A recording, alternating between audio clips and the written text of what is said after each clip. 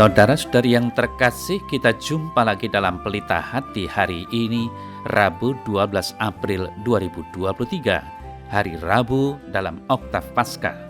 Bersama saya Romo Thomas Suratno SC dari Paroki Cilandak, Jakarta Selatan, mendengar dan merenungkan sabda Tuhan, yakni firman Tuhan yang tersurat dalam Injil Lukas, bab atau pasal 24, ayat 30 sampai dengan ayat 35.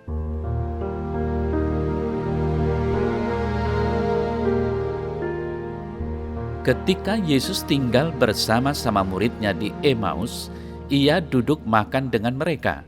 Ia mengambil roti, mengucap berkat, lalu memecah-mecahkannya dan memberikannya kepada mereka. Ketika itu terbukalah mata mereka dan mereka pun mengenal dia, tetapi ia lenyap dari tengah-tengah mereka. Kata mereka seorang kepada yang lain, "Bukankah hati kita berkobar-kobar ketika ia berbicara dengan kita di tengah jalan dan ketika ia menerangkan kitab suci kepada kita?" Lalu bangunlah mereka dan terus kembali ke Yerusalem. Di situ mereka mendapati ke-11 murid itu. Mereka sedang berkumpul bersama-sama dengan teman-teman mereka. Kata mereka itu, "Sesungguhnya Tuhan telah bangkit dan telah menampakkan diri kepada Simon."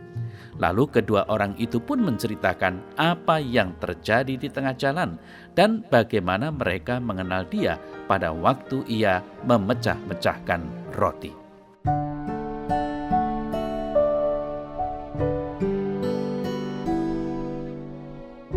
Saudara-saudari yang terkasih, kebangkitan Yesus dari mati semakin mendapat peneguhan dalam pengalaman perjumpaan dua murid yang menuju Emmaus. Kubur kosong tidak menjadi bukti otentik tentang Yesus yang bangkit. Perjumpaan para murid dengan Yesus yang bangkitlah yang menjadi kesaksian bukti otentik bahwa Yesus yang disalibkan dan dimakamkan sekarang telah bangkit. Yesus yang bangkit menjumpai para murid yang sedang dalam keadaan bertanya-tanya tentang berita dari para wanita yang mengatakan batu kubur telah terangkat dan makam kosong. Para murid belum percaya dengan pemberitaan para wanita. Mereka justru menganggap omongan mereka omong kosong belaka. Saudara-saudari yang terkasih, makam kosong tidak membuat Maria Magdalena begitu saja percaya Yesus telah bangkit. Demikian juga dengan Petrus, makam kosong tidak membuktikan apa-apa tentang kebangkitan Yesus. Petrus justru setelah melihat makam yang kosong, pulang ke rumah dengan bertanya-tanya apa yang sebenarnya terjadi. Para murid perlu diyakinkan beberapa kali berkaitan dengan kebangkitan Yesus. Yesus yang bangkit sendirilah yang menjumpai dan menyapa mereka.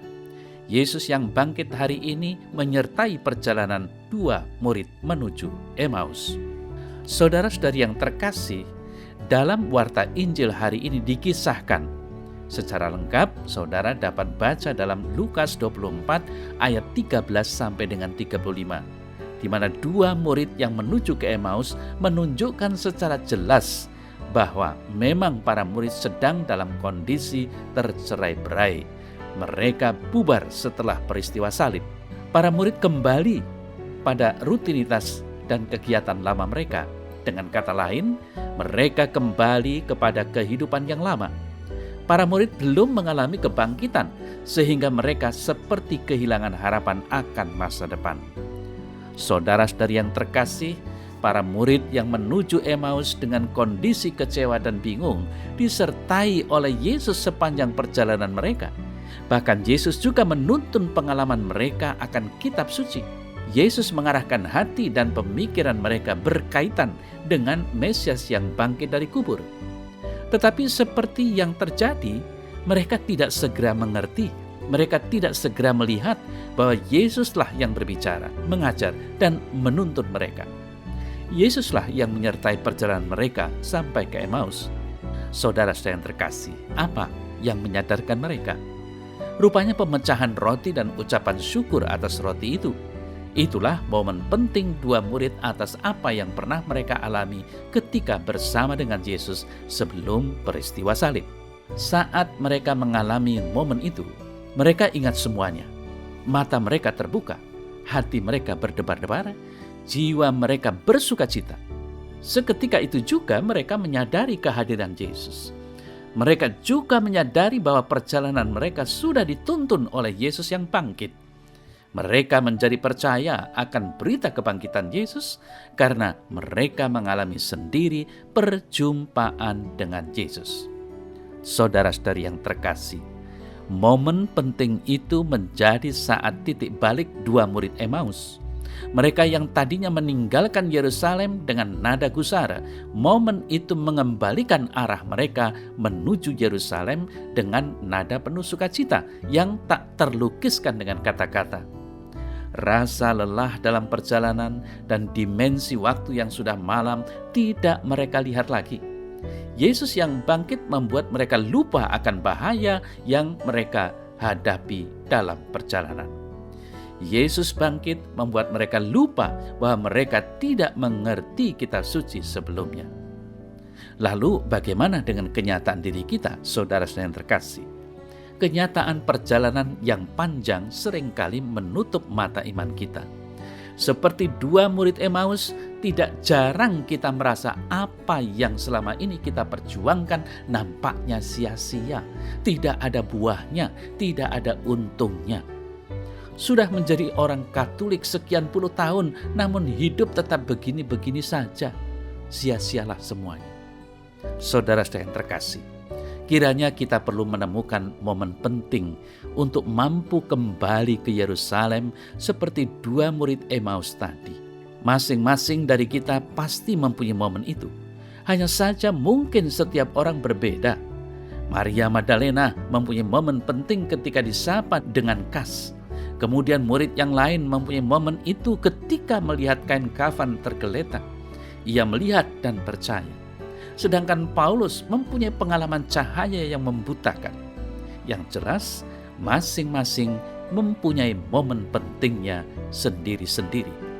Maka dari itu, saudara-saudari yang terkasih, mari kita mohon rahmat Tuhan agar kita juga mempunyai momen istimewa itu sehingga kita berani kembali, tanda petik, ke Yerusalem dengan berkobar-kobar seperti dua murid. Semoga pengalaman perjumpaan dengan Yesus yang bangkit senantiasa membaharui hidup kita.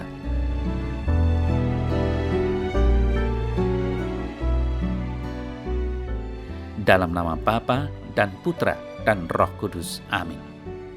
Ya Tuhan, bantulah aku seperti dua murid Emmaus yang kembali ke Yerusalem dengan berkobar-kobar karena iman mereka dipulihkan. Semoga aku mampu untuk membarui hidup dan perjuanganku karena aku yakin dan percaya akan karunia penyelamatan yang Engkau anugerahkan kepadaku. Semoga aku tidak takut untuk membawa kabar sukacita dalam kehidupanku. Amin. Semoga Allah yang Maha Kuasa memberkati saudara dalam nama Bapa dan Putra dan Roh Kudus. Amin.